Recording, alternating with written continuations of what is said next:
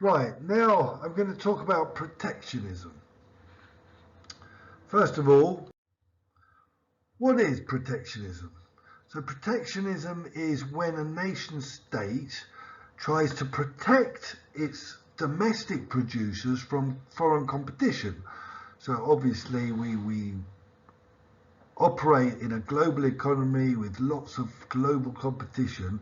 If a country tries to stop that competition to protect its industry from the competition, maybe cheaper labour or whatever, that's protectionism.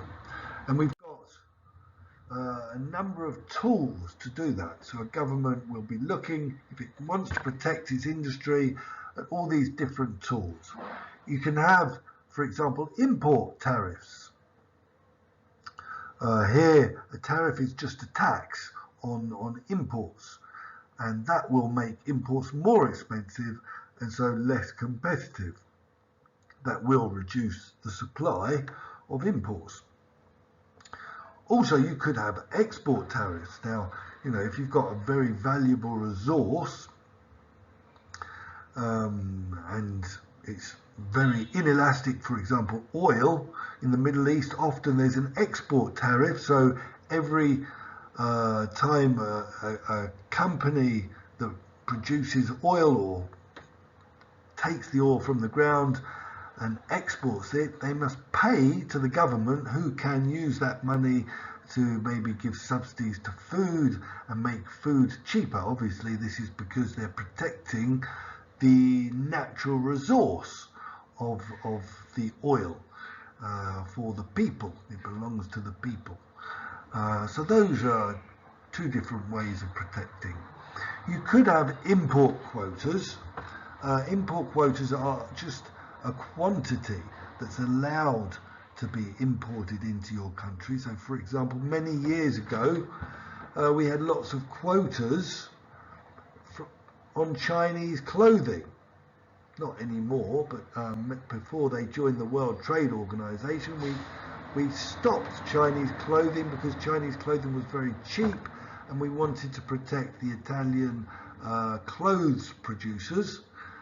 So we said basically, they could export to us a certain number of containers or items, and after that they couldn't export anything else, any other clothing to us. You could have, for example, export subsidies. Farmers are often protected with subsidies.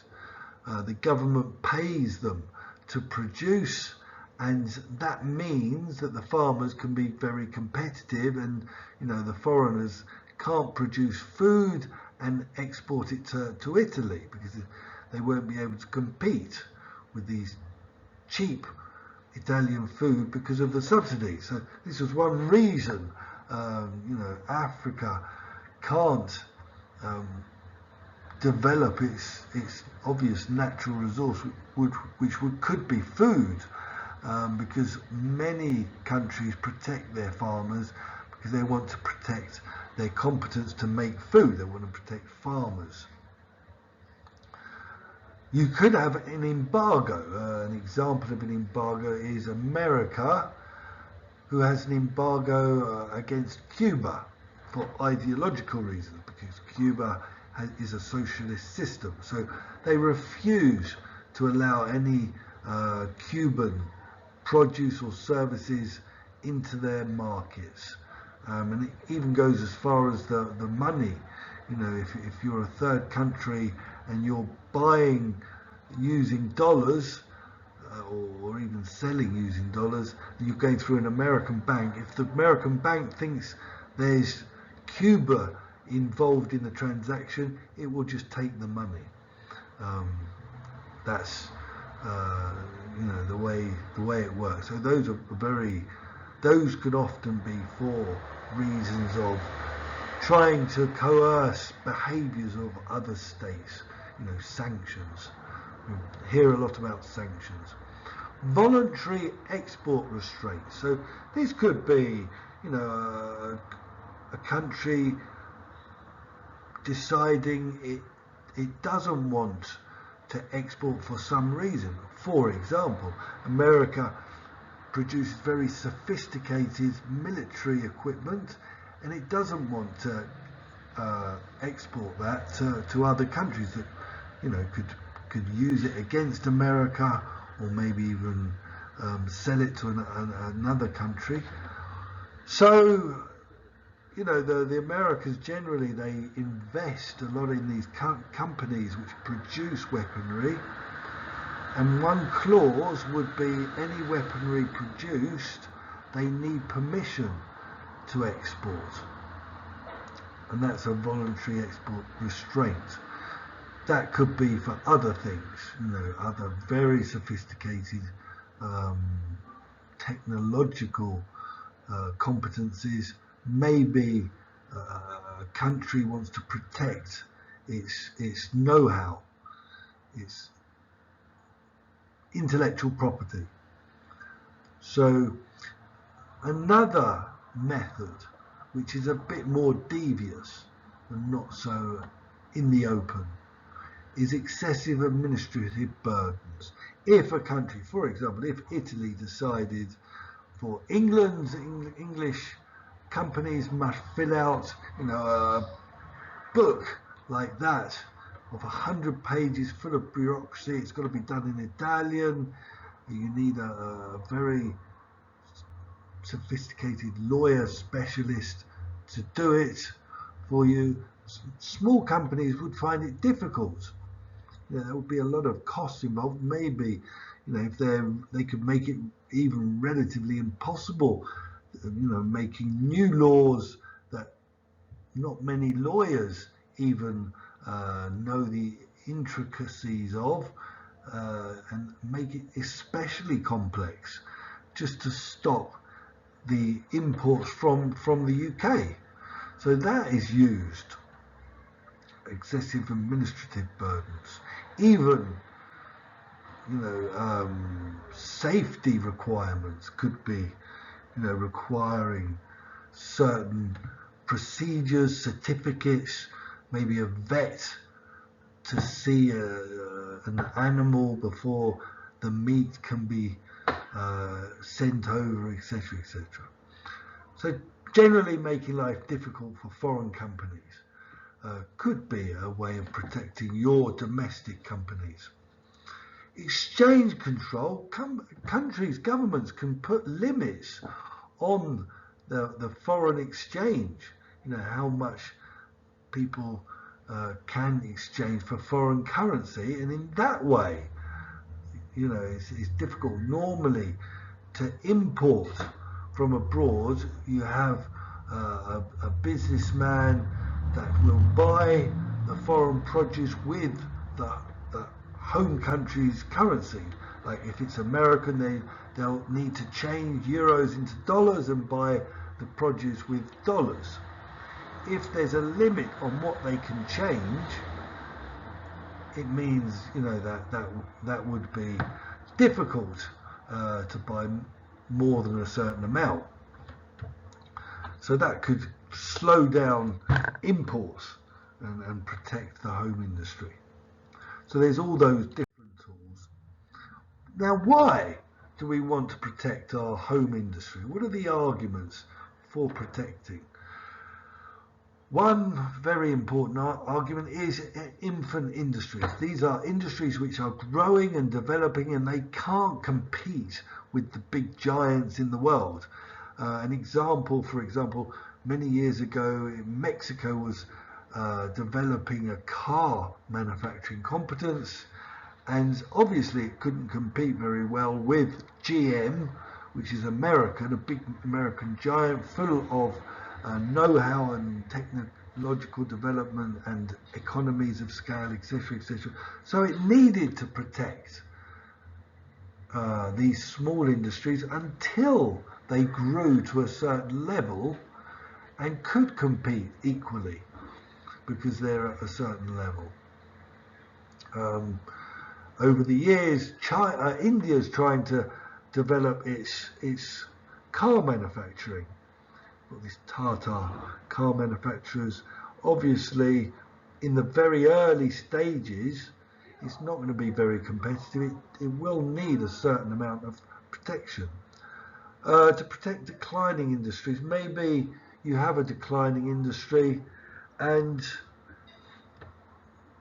this needs protecting because many people are still employed in that industry, and if they're 50 or 55, they can't change very easily, and so you need to protect a little bit to stop the pain to the population, to the local communities, and maybe over time you can, young people will be getting into other industries.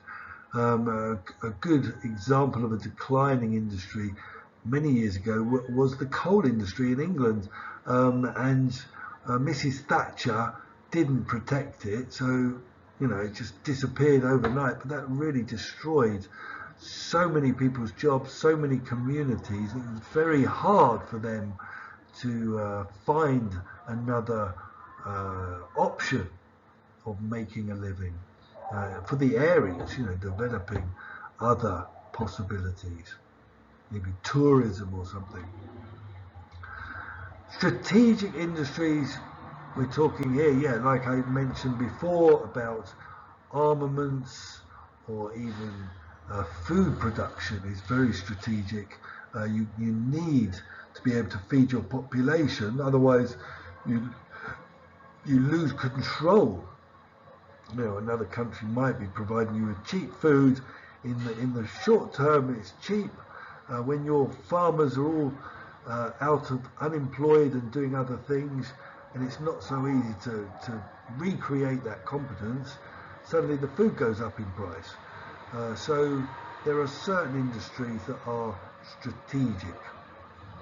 To prevent dumping. Dumping is there was a lot of dumping of steel by China, making steel at below the cost. No, they make it at the cost price, but they sell it below the cost price, just to put your steel industry out of business, because they can't compete then, and then they can put the price up again. So that's dumping, really trying to get rid of things cheaper than the cost price, and then you can basically increase market share hugely and then take control. Steel is very, very, very important to an economy.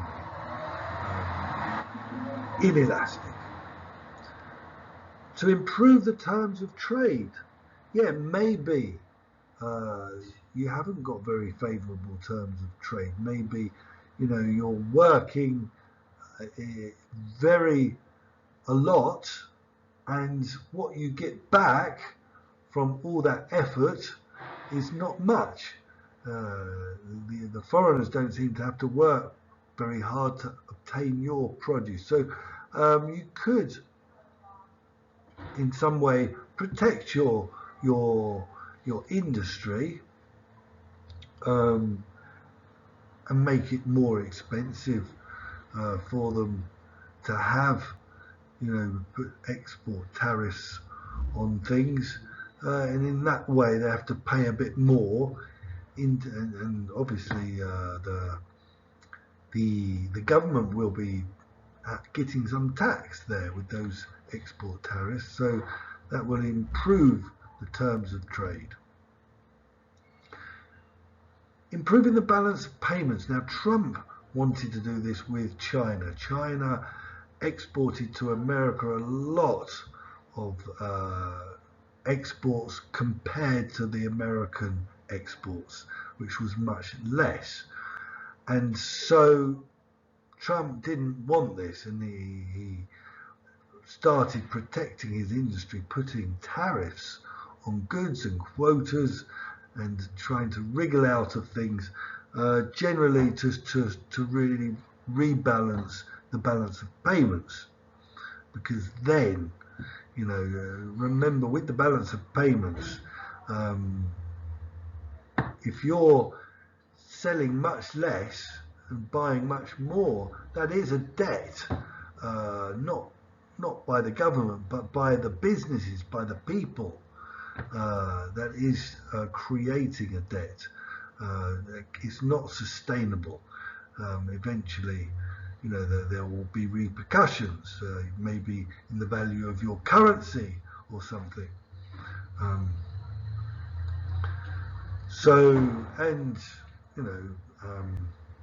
China was accumulating a lot of dollars that could be used against America. They could destroy the value of the dollar just by suddenly spending all that money. Other reasons,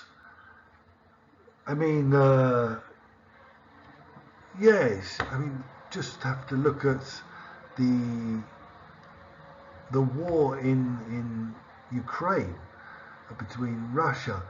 There's a lot of protectionism now against Russia as a form of sanctions. So, we've also had protectionism against Iran for sanctions because we weren't happy with the idea that they were developing a nuclear bomb, even though they claimed it was just for other reasons. So these could be other reasons for protecting your industry as a form of punishment, or preventing a foreign nation that you don't think really will work against your values from developing and becoming very powerful and able to really prevail. Arguments against protectionism.